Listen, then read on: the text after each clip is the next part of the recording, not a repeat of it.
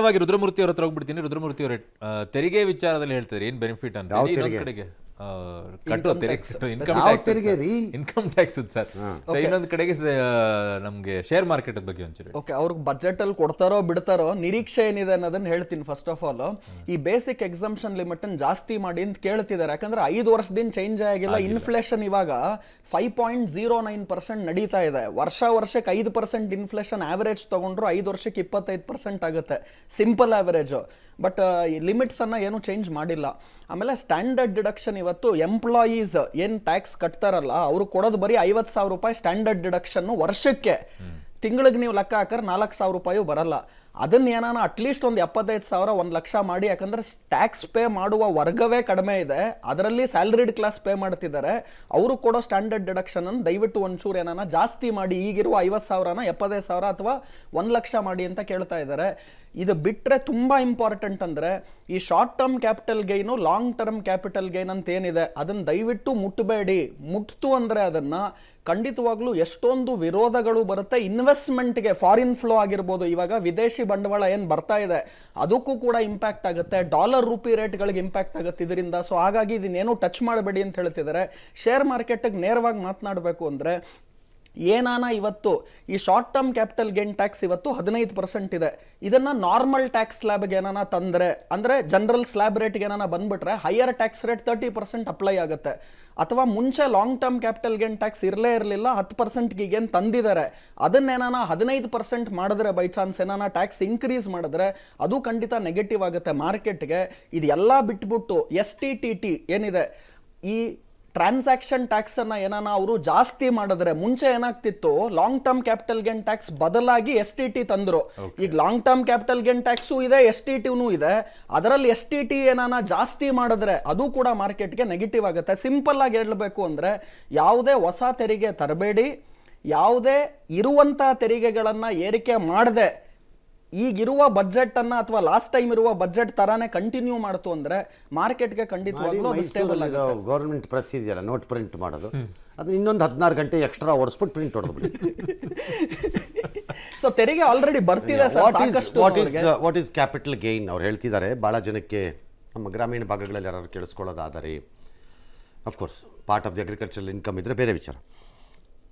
ನೀವೊಂದು ಆಸ್ತಿಯನ್ನು ತೆಗೆದುಕೊಂಡಿದ್ದೀರಿ, ಆ ಆಸ್ತಿಗೆ 10 ಲಕ್ಷ ರೂಪಾಯಿ ಹಣವನ್ನು ಹಾಕಿ ಖರೀದಿ ಮಾಡಿದ್ದೀರಿ 5 ವರ್ಷದ ಹಿಂದೆ. ಅದನ್ನು ಇವತ್ತು ವ್ಯಾಪಾರ ಮಾಡ್ತೀರಿ. ವ್ಯಾಪಾರ ಮಾಡಿದಾಗ, ನಾನು ವೈಟಲ್ಲಿ ಹೇಳ್ತಿರೋದು, ಬ್ಲ್ಯಾಕ್ ವ್ಯವಹಾರಗಳೇನಾರು ಇದ್ದರೆ ನನಗೆ ಗೊತ್ತಿಲ್ಲ, ಅದು 1 ಕೋಟಿಗೆ ವ್ಯಾಪಾರ ಆಗ್ತಾ ಇದೆ ಅಂದರೆ 90 ಲಕ್ಷ ರೂಪಾಯಿ ಏನಿದೆ ಅದನ್ನು it will be treated as capital gain tax. ಲಾಭಾಂಶ ಅಲ್ಲಿಗೆ ತಂದು ಟ್ರೀಟ್ ಮಾಡ್ತಾರೆ. It will be capital gain tax. ಅದನ್ನು ಸ್ಟಾಕ್ ಮಾರ್ಕೆಟ್ಗೆ ಯಾಕೆ ಹೇಳ್ತಾರೆ ಅಂತಂದರೆ, ಇವತ್ತು ಸ್ಟಾಕ್ ತೊಗೊಂಡು ನಾಳೆ ಮಾರಿಸೋದು, ಅಥವಾ 2 ತಿಂಗಳು ಬಿಟ್ಕೊಂಡು ಮಾರೋದು, ಅಥವಾ 1 ತಿಂಗಳು ಬಿಟ್ಕೊಂಡು ಮಾರೋದು ಎಲ್ಲ ಮಾಡಿದ್ರೆ ಇಮಿಡಿಯೇಟಾಗಿ ಶಾರ್ಟ್ ಟರ್ಮ್ ಗೇನಲ್ಲಿ ಹಿಡಿದು 1 ವರ್ಷದ ಒಳಗಡೆ ಮಾರಿದ್ರೆ, ವರ್ಷದ ಒಳಗಡೆ, ವರ್ಷವನ್ನು ದಾಟಿದ್ರೆ ಅದಕ್ಕೆ 10% ಹಾಕ್ತಾರೆ. ವರ್ಷದ ಒಳಗಡೆಗೆ ಬಂದರೆ ಸ್ಟಾಕ್ಸಲ್ಲಿ 15% ಹಾಕಿರ್ತಾರೆ. ಹಾಗಾಗಿ ಅವರ ಕ್ಯಾಪಿಟಲ್ ಗೇನ್ಸ್ ಟ್ಯಾಕ್ಸ್ ಅಂದರೆ ನಾಳೆ ಒಬ್ಬ ಶ್ರೀಸಾಮಾನ್ಯರಿಗೂ ಇದು ಅನ್ವಯವಾಗಬಹುದು. ಇದು ನಮಗೆ ಅನ್ವಯ ಆಗಲ್ಲ ಅಂತ ಯಾರು ಕೂತ್ಕೋಬೇಡಿ. ಬಿಕಾಸ್ ಆಸ್ತಿಗಳ ವ್ಯವಹಾರದಲ್ಲೂ ಕ್ಯಾಪಿಟಲ್ ಗೇನ್ ಟ್ಯಾಕ್ಸ್ ಬರುತ್ತೆ, ಬರೀ ಸ್ಟಾಕ್ ಮಾರ್ಕೆಟ್ಗೆ ಬರಬೇಕು ಅಂತ ಅಲ್ಲ. ಎಸ್, ಕಾಸಿಯಾ, ಶ್ರೀಸಾಮಾನ್ಯನಿಗೆ ಏನಾಗುತ್ತೆ, ಈಗ ನೀವು ಹೇಳಿದಾಗ ಒಂದು ಲ್ಯಾಂಡ್ ಮಾರಿದಾಗ ಒಂದು ಕ್ಯಾಪಿಟಲ್ ಗೇನ್ ಬರ್ತದೆ. ಆ ಕ್ಯಾಪಿಟಲ್ ಗೇನಿಗೆ ಅವನಿಗೆ ಇನ್ನೊಂದು ಆಲ್ಟರ್ನೇಟಿವ್ ಅಂದರೆ ಬಾಂಡಲ್ಲಿ ಇನ್ವೆಸ್ಟ್ ಮಾಡ್ಬೋದು ಅಂತ. ಅದು ಆಮೇಲೆ ನೋಡೋಣ. ಈಗ ಕಾಸಿಯಾ, ಅದರಿಂದ ನಮ್ಮ ಕಾಸಿಯಾದಲ್ಲಿ ದಯವಿಟ್ಟು ಕಾಸಿಯಾ, ಓನ್ಲಿ ಕಾಸಿಯಾ. ಈಗ ಕಾಸಿಯಾದಲ್ಲಿ ಕರ್ನಾಟಕ ಸಣ್ಣ ಕೈಗಾರಿಕೆಗಳ ಸಂಘದಲ್ಲಿ, ಸಣ್ಣ ಕೈಗಾರಿಕೆಗಳು ಸಂಘ MSME ನಾವೇನು ಹೇಳ್ತಾ ಇದ್ದೀವಿ ಇಲ್ಲಿ ಸರ್. ಇವಾಗ ನಾವು ರಾಷ್ಟ್ರ ಮಟ್ಟದಲ್ಲಿ ತಗೊಳ್ಳೋದಕ್ಕಿಂತ ನಾನು ಕೆಲವೊಂದು ರಾಜ್ಯ ಮಟ್ಟದಲ್ಲಿ ಇರ್ತಕ್ಕಂಥ ಸಮಸ್ಯೆಗಳನ್ನು ಹೇಳಲಿಕ್ಕೆ ಇಷ್ಟಪಡ್ತಾ ಇದ್ದೇನೆ ಇಲ್ಲಿ. ಈಗ ನಮ್ಮ ರಾಜ್ಯದಲ್ಲಿ ಆಲ್ಮೋಸ್ಟ್ ಒಂದು 2.5 ಲಕ್ಷದಷ್ಟು MSME ಘಟಕಗಳಿದೆ. ಇದರಲ್ಲಿ ಸೂಕ್ಷ್ಮವಾಗಿರ್ತಕ್ಕಂಥದ್ದು ಇರ್ಬೋದು, ಕಾಟೇಜ್ ಇಂಡಸ್ಟ್ರಿ ಇರ್ಬೋದು, ಎಲ್ಲದನ್ನು ಸೇರಿಸ್ಕೊಂಡು ಆಲ್ಮೋಸ್ಟ್ 2.5 ಲಕ್ಷ ಮ್ಯಾನುಫ್ಯಾಕ್ಚರಿಂಗ್ ಯೂನಿಟ್ ನಾನು ಹೇಳ್ತಾ ಇರೋದು. ಇವಾಗ ಏನಾಗಿದೆ, MSMEಯಲ್ಲಿ ಟ್ರೇಡರ್ಸ್ಗಳನ್ನು ಕೂಡ MSME ಅಂತ ಕ್ಯಾಟಗರೈಸ್ ಮಾಡಿದ್ದಾರೆ. ಆಮೇಲೆ ಸರ್ವಿಸ್ ಇಂಡಸ್ಟ್ರಿ ಇದೆ, ಮ್ಯಾನುಫ್ಯಾಕ್ಚರಿಂಗ್ ಇದೆ. ಈಗ ನಾವೇನು ಮಾತಾಡ್ತಾ ಇರೋದು ಮ್ಯಾನುಫ್ಯಾಕ್ಚರಿಂಗ್ ಬಗ್ಗೆ ನಾನು ಮಾತಾಡ್ತಾ ಇದ್ದೀನಿ. ಮ್ಯಾನುಫ್ಯಾಕ್ಚರಿಂಗ್ ಸೆಕ್ಟರಲ್ಲಿ ಏನು MSME ಯೂನಿಟ್ಸ್ಗಳಿದೆ, ಇವರಿಗೆ ಫಸ್ಟ್ ಬೇಕಾಗಿರೋದು ಒಂದು ಲ್ಯಾಂಡು. ಇಲ್ಲೇನಾಗ್ತಾ ಇದೆ, ನಮಗೆ ಈ ರಾಜ್ಯ ಸರ್ಕಾರದಲ್ಲಿರ್ತಕ್ಕಂಥ KSSIDC ಇರ್ಬೋದು, KDB ಇರ್ಬೋದು, ಏನು ಅವರು ಲ್ಯಾಂಡನ್ನು ನಮಗೆ ಕೊಡ್ತಾ ಇದ್ದಾರೆ, ಇದು ಸಾಕಾಗ್ತಾ ಇಲ್ಲ.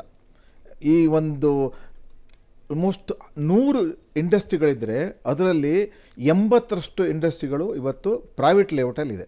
ನೀವೆಲ್ಲರೂ ತೊಗೊಳ್ಳಿ, ಇವತ್ತು ಬೆಂಗಳೂರಿನೆಲ್ಲ ತೊಗೊಂಡ್ರೆ ಮಾಚೋಹಳ್ಳಿ ಅಂತ ತೊಗೊಳ್ಳಿ, ಅಥವಾ ದೊಡ್ಡಣ್ಣ ಇಂಡಸ್ಟ್ರಿಯಲ್ ಎಸ್ಟೇಟ್ ಇರ್ಬೋದು, ಬೊಮ್ಮಸಂದ್ರ ಇರ್ಬೋದು, ಎಲ್ಲ ಖಾಸಗಿ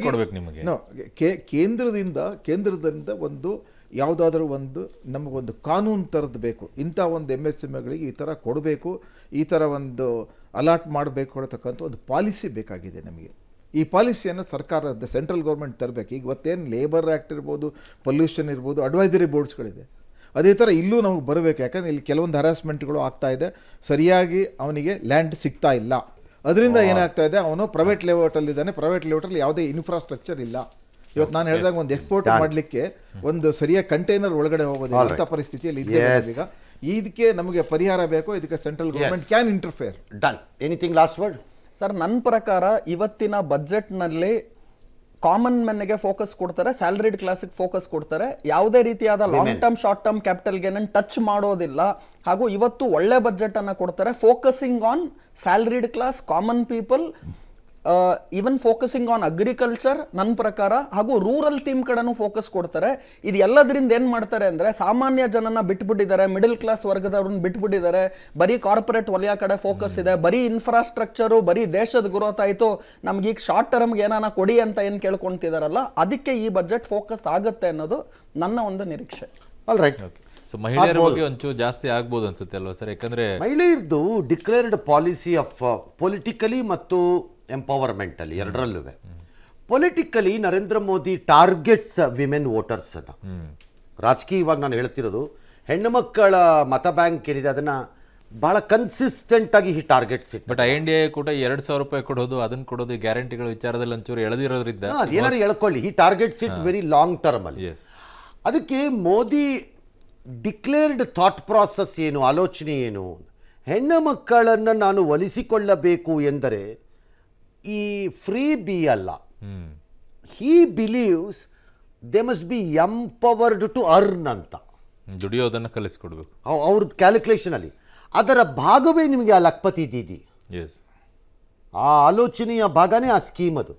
ಹಾಗಾಗಿ ಹೆಣ್ಣು ಮಕ್ಕಳಿಗೆ ಒಂದಿಷ್ಟು ಸಿಕ್ಕತ್ತೆ, but it's not via freebie ಕಡೆಯಿಂದ ಅಲ್ಲ. ಅವ್ರು ಫ್ರೀ ಬಿ ಮಾಡಲಿಕ್ಕಿಲ್ಲ, ಅವರು ಉದ್ಯೋಗವನ್ನು ಮಾಡಲ್ಲ ಅವರು, ಆದರೆ ಈ ಕಡೆಯಿಂದ ಮಾಡ್ತಾರೆ ಅಂತ ನಾನು ಅನ್ಕೊಂಡಿದ್ದೀನಿ. ಕರ್ನಾಟಕ ರಾಜ್ಯಕ್ಕೂ ಕೂಡ ಒಂದಿಷ್ಟು ನಿರೀಕ್ಷೆಗಳಿವೆ. ರೈಲ್ವೆ ಲೈನ್ಗಳನ್ನು ಹಾಗೆ ಹೀಗೆ ಹೇಳ್ತಿದ್ದಾರೆ ಅಂತ ಬರ್ಬೋದು, ಬರದೇ ಇರ್ಬೋದು. ರಾಜ್ಯಕ್ಕೆ ಬರಬೇಕಾದ ಒಂದೆರಡು ಪ್ರಕಟಿತ ಕಳೆದ ಬಜೆಟ್ನಲ್ಲಾದಂಥ ಅಥವಾ ಅದರ ಹಿಂದಿನ ಬಜೆಟ್ಟಿನ ಕೆಲವು ಪ್ರಕಟಿತ ಘೋಷಣೆಗಳೇನಿದೆ, ಲೈಕ್ ನೀರಾವರಿ ಯೋಜನೆಗೆ ಕೊಡಬೇಕಾಗಿರೋ ದುಡ್ಡು, ನಮ್ಮದು ಬೆಂಗಳೂರು ರಿಂಗ್ ರೋಡ್ PRRಗೆ ಕೊಡಬೇಕಾಗಿರೋ ದುಡ್ಡು, ಈ ಥರದ್ದೆಲ್ಲ ಇದೆ, ವಿಶೇಷ ಅನುದಾನಗಳು, ಅದರ ಬಗ್ಗೆ ನಮಗಿರುವ ಆಸಕ್ತಿಗಳು. ಆದರೆ ಸಂಘರ್ಷ ರಾಜಕಾರಣದಲ್ಲಿ ನಾವೆಲ್ಲೋಗಿ ನಿಂತ್ಕೋತೀವೋ ಕರ್ನಾಟಕದವರು ನನಗೆ ಗೊತ್ತಿಲ್ಲ. We have no idea, that we will see later. ಈಗ ಒಂದು ಕೊನೆಯ ವಿರಾಮ ಇದೆ. ವಿರಾಮ ಆದ ನಂತರ ಒಂದೆರಡು ನಿಮಿಷಗಳಲ್ಲಿ ಮೇಡಮ್ ನಿರ್ಮಲಾ ಸೀತಾರಾಮನ್ ಅವರು ತಮ್ಮ ಬಜೆಟ್ ಮಂಡನೆಯನ್ನು ಪ್ರಾರಂಭ ಮಾಡ್ತಾರೆ.